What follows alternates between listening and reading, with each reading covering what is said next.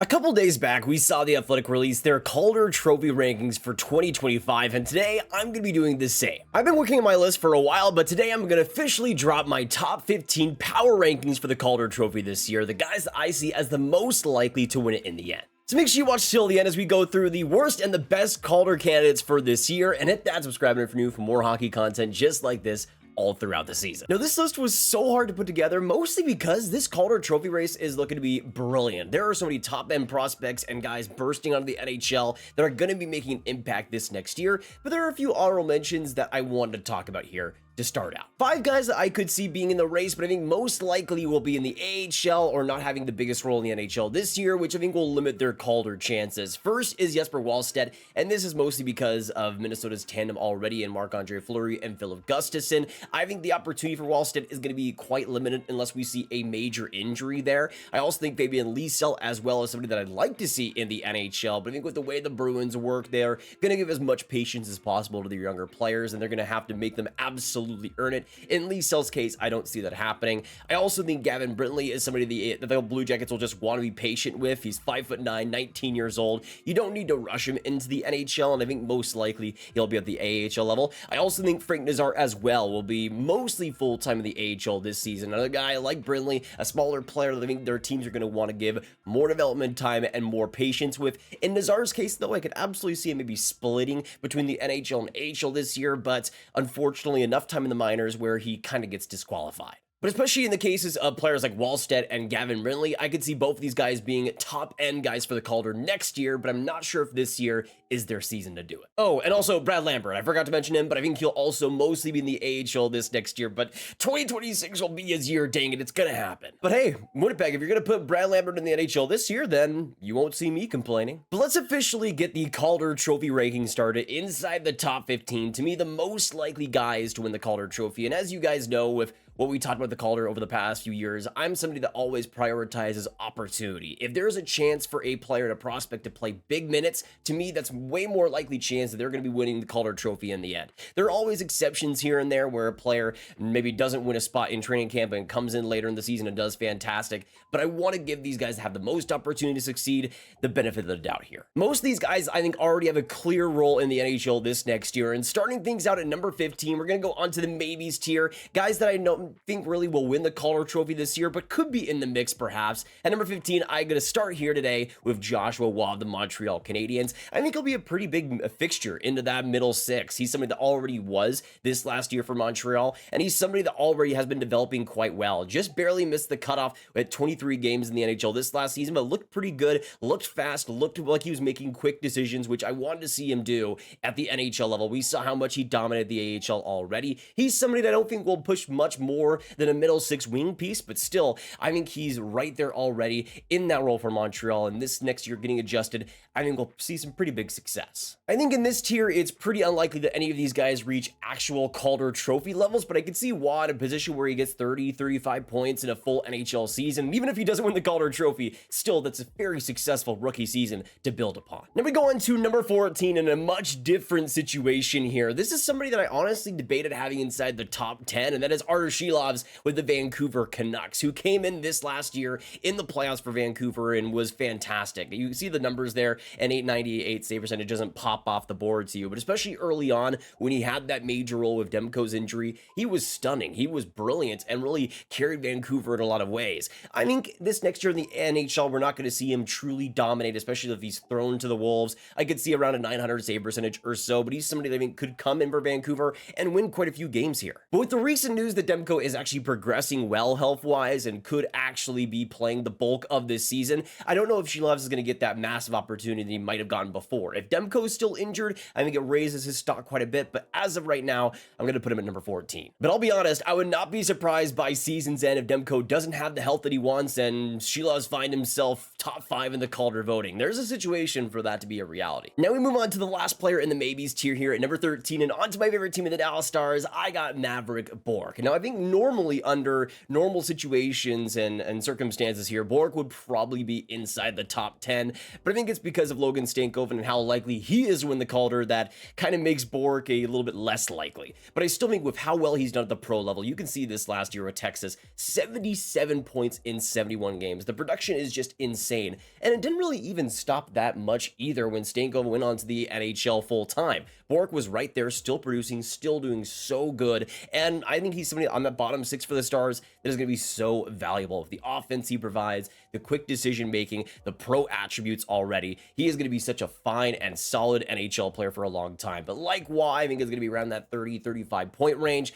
but unfortunately I think he's going to have that shadow cast above him by Stankoven, and I think in Bork's case he'll be a great rookie, but likely overshadowed. You look at the potential Stars lineup and you could have a third line with Bork and Stankoven on the same line, which would be a ton of fun. But I think as you can see, I think Stankoven has a bigger avenue for more minutes, especially succeeding Tyler Seguin perhaps throughout the year. And especially in terms of potential power play opportunities, I think Stankoven is going to get a lot more there. But still, Bork as a natural centerman, I think is going to get a lot of good experience in the NHL this next year and already be a critical piece, which is as much as you could ask from a 22-year-old. Now we move on to number 12, and we're officially entering the good chance tier. Players that I could see potentially winning the Calder Trophy by the time the season is over. And at number 12, we're going to start out with the first San Jose Shark on this list, but definitely not the last, and that is Will Smith. Now, there are a few factors where he's actually one of 3 and the lowest Shark on this list, but hear me out here. I think for one, Will Smith is one of the rawest players on this list. A ton of talent, a ton of creativity, but this is a player that even in his list last year with BC, I think was a little bit individual, still had some glaring holes in his defensive game, and I think he's somebody that will definitely feast on the power play for sure, but even strength, I think is going to have some pretty big growing pains. We know the potential, and I think eventually he will be able to reach that as that great offensive second line center behind Celebrini, but as of right now, I think he's going to be kind of thrown to the wolves a little bit, and especially early on, I don't see much success there. I was personally of the opinion that Will Smith should have gone back to Boston College for another season, really refined the center position for himself, getting better in the overall game, those small little details that add up to value at the next level, but still, I think getting that experience with the Sharks will be valuable for the future, and taking that next step in the NHL will be a ton of fun for him. But now we go on to the second San Jose Shark on this list, right after Will Smith, and to me, a player that just has a slightly better chance of winning the Calder Trophy, that is Yaroslav Askarov. Now here's the thing, I could totally see a situation where Askarov is in the AHL to start things out, but he just dominates so much the Sharks have to call him up and eventually put him in some type of role. Of course, a part of that huge trade going from Nashville to San Jose, one of the best goalie prospects in the NHL, I think there is an avenue where Askarov is able to come and even win a job at camp as well. He's somebody that in the AHL was really refined his pro abilities, and he's somebody that is just so much fun, so electric, and I think for San Jose, they're going to want to bring him up at some point. He's going to be playing games. It's just a matter of how many. The thing is, though, I don't think it is a big deal if Askarov isn't the full-time starter already next season. There is a lot of patience here, and he only turns 23 next June, so there is a lot of time for him to be the starter that San Jose needs, and they're obviously not going to be competing for much this next year. They're still going to be trying to tank as much as possible, even with all the younger players here, but I would not be surprised if Askarov ends up winning even a starter job this year and runs away with that position. The talent is there to do it, and we'll see if he has the guts to do it in the end. But now we move on officially to the top 10 Calder Trophy candidates, the guys at the top of the leaderboard that I see being the most likely to win it in the end. And at number 10 here, we're going to go on to Utah, actually. And next up, I have Josh Doan, somebody that I think is kind of getting underrated in the Calder Trophy talk and rankings and everything. Doan is somebody that I don't think you should underrate. For one, he'll immediately be getting a middle 6 spot with Utah. That is pretty much confirmed. He's somebody that's going to be right there knocking on the door and already was so good for Arizona last year when we saw him in that limited role, got 5 goals, 4 assists, 9 points in 11 games, and was just electric. It was so fun to see him refine those physical traits and the shooting ability and the goal scoring and knack that he has. He's somebody that I think is really underrated when he's around the net in front of chaos, and he's somebody that can handle that physical pressure so well, which is the reason why I think we've already seen him have so much success. But I think Utah is going to surprise a lot of people this year for how much improvement they make. Josh Doan having a full healthy season, I think is going to be a part of that as well. I hope he has a big one though, because I keep rooting for this kid no matter what. He's proved me wrong in so many ways, and I hope he continues to. Now moving on to number 9 in my rankings, we're going to start out here with the Carolina Hurricanes duo, the first of 2 here. And first off, I got Bradley Nadeau, who I think is in a really unique spot heading into this season. Still 19 years old, I'm going to be a teenager throughout most of the season until the playoffs in May. But he's somebody that with the Hurricanes, depth and weirdness in that top six, I think has an avenue here in a lane to get a big amount of ice time, especially as that potential second line left wing. There's a spot there for Nadeau to really maximize. You can see as of right now, Daily Faceoff projects him as the second line left wing above Carrier and Jost, which I could absolutely see happening if he really progresses well during camp and is able to show the goal scoring ability that we know he does have. I think he could be a weapon for especially that Hurricanes power play and provide a lot of value there. That to me, I think is where the most offense is going to come from, but he's somebody that I think could be really sneaky good this next year if he gets that chance. The big thing I think holding him back is that I think Carolina will want to be patient with him, kind of like Nazar and some other teenagers. I think Carolina might be a little bit hesitant to throw him, well, not to the Wolves in the AHL, but right to Carolina in a top six role. It's a lot to ask of a younger player, even if he might be a little bit sheltered on the power play perhaps. But I think they might want to be patient with him. If that is the case, then I could absolutely see him being in the AHL this next year, which would be totally fine. He's just 19. That would still be perfect for him. And I think getting adjusted to the pro level down there would be good for him in the future. And that's a big reason why I have the second of the Canes duo here at number 8. Next up, I got Jackson and Blake. I think Blake is one of those few players that gets better with the physical opposition that opposes him, and that's something that I think will really benefit him at the NHL level if he were to get that type of role. There is a situation where neither of these guys are in the NHL, and they're both AHL players, but I think Blake is most likely to find a solidified role of Carolina for the bulk of this season and be a player that underratedly scores around 30-40 points. Next, we move on to number 7 and go on to one of the highest profile traded players of this offseason. Let's go on to Rutger McGroarty now of the Pittsburgh Penguins. McGroarty's kind of a major wild card for me because he's kind of in that Smith tier where I don't know if I would have put him in the NHL this next year. But it's also the Pittsburgh Penguins, and they need some infusion of youth in their offense. And I think there is an immediate spot potentially on that second line with potentially Evgeny Malkin, where McGroarty can find some pretty big success. Right now, Daily Faceoff is projecting to be on that second line with Malkin and Bunting, which would be a really fun line to watch, honestly. But I think there is a spot, no matter what, on that middle six. If you were to go down to that third line, perhaps, there are options here for the Penguins to work with. But I think McGroarty is in a position where he's going to be getting a lot of ice time, a lot of power play opportunity, and then instantly raises his stock for me. For me, some of the reasons why I wouldn't rush him to the NHL is because of the skating speed and some of the 5-on-5 ability that I want to see him work on. But I think the Penguins are in a position where they can shelter him pretty well, give him power play time, a bunch of that, and put him with the best players that they have. And I could easily see a situation where McGroarty feeds off that energy and does pretty well for himself. Still, I think a little bit of a rush job, but at the same time, I don't blame Pittsburgh for doing it. They need as much help as possible. McGroarty, I think, can give that in year 1. But now we go on to number 6, just outside the top 5. We're going to go on to the second of the Montreal Canadiens on this list. And next up, we're going to go on to Lane Hutson, who is one of the few defensemen who out there right now has almost a guaranteed spot on that top 4. Likely as the lefty on that second pair, Lane Hutson is going to get a big opportunity here to show his offensive talent, which we already saw in the NHL this last year. You can see at 20 years old, 62nd overall pick, continues to look like a steal. But what he was able to show last year for the Habs in those 2 games really raised his stock even for me, who has been a big Lane Hutson fan for a while. I've loved what I've seen out of him, especially after he was drafted. He's somebody that immediately was scorching earth in the NCAA. 48 points in his first NCAA season, just continued on that in his next. And what he was able to show in those 2 games with the puck handling ability, the confidence, the way he was able to straddle the blue line so well with his deception, already those skills were translating immediately onto the NHL. I think that's very good news for his rookie season. There will be growing pains, no doubt, especially having the full season workload that Hutson will have to have as a smaller player, and there will be times defensively where he will get caught and beat. But I think at the same time, the offensive potential is so high, so sky high with this player that in the future, no matter what, I think he's going to be playing well, developing well with the Habs, with Marty St. Louis and how good he's been with all these younger players, putting them in the perfect positions to succeed.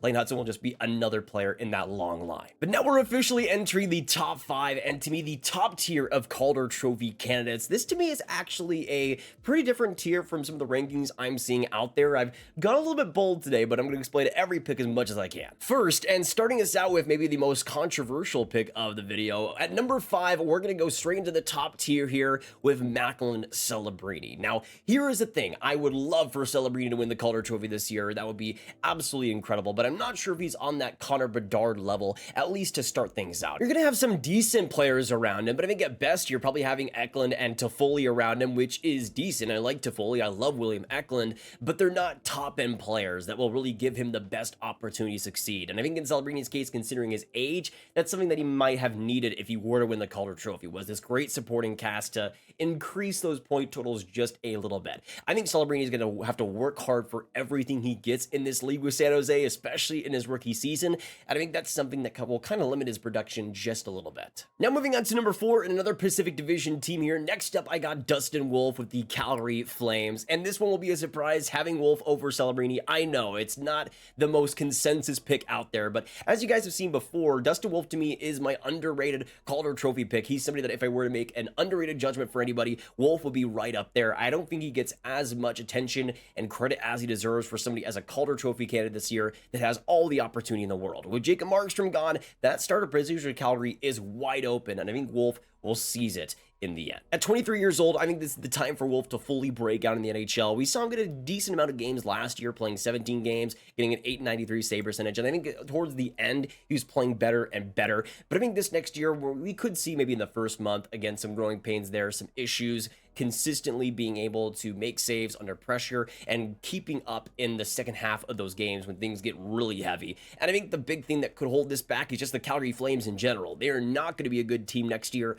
and that could kind of hold back his numbers just a little bit. But in terms of goals saved above expected, I think Wolf is going to be right up there and is going to be a great rookie goalie immediately, but we'll have to wait and see if he actually gets the attention that he might deserve. Now we keep going, and now we're inside the top 3 officially, and at the third spot, this is a player that I mean, in terms of the age, maturity, and also the supporting cast around him, has a great chance of making a huge impact, and that is Cutter Gauthier with the Anaheim Ducks. I think Gauthier is in for a massive season as a rookie. He's somebody that I think immediately will have just a great amount of totals to start things out, and will be one of the front runners at the start of the season. You can see what he's been able to do with BC over these past couple of years, just continually improving and improving. 65 points in 41 games, 38 goals, just an absolute menace in every way. The Swiss Army knife with the two-way game, the shooting ability, the drive, the physical possession that he provides. He was a pro NHL ready player already this last year. He's somebody that I think could have made an impact last season as a rookie. You look at the players around him and the opportunity there. I mean, if he's on that first line, you could have Leo Carlson and Troy Terry. If he's on that second line, you could have Zegras and Vetrano. You could even have Mason McTavish as well as a potential option.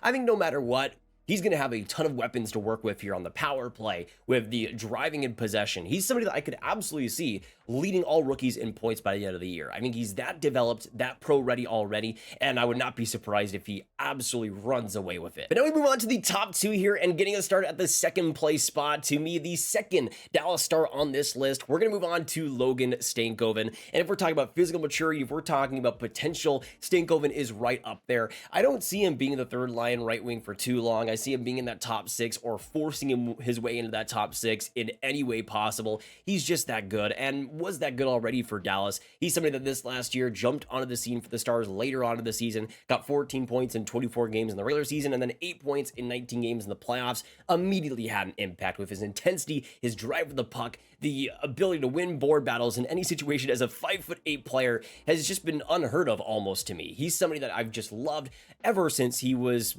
really before a draftee. I've loved him for so long, ever since he was even on the profile to be drafted, and he's somebody that I have to ride for. I have to really advocate for, because he's somebody that with the Stars supporting cast around him too, I think he's just gonna have so many weapons to work off of like he did last year. I think the big thing that could hold him back is compared to a Cutter Gauthier, perhaps the raw production might not be there. I think he's gonna be somebody that when you watch him is gonna be brilliant, but as a Dallas Stars fan, I know the attention the team gets. It's not very much, at least during the regular season, and I think that could kind of sway some voters to other teams, especially in the East. But now we move on to number 1, and to me, the most likely player to win the Calder Trophy this year, and it's been pretty much this way for the last year. I always thought that this guy, if he were to come into the NHL, was going to be the Calder Trophy frontrunner, and he still is. That is, of course, Matvei Michkov with the Philadelphia Flyers. There is no doubt in my mind that Michkov provides the best blend of maturity, of offensive production, of just raw talent out of anybody in this Calder race. To me, he is the most likely to win for a multitude of reasons. There are some issues,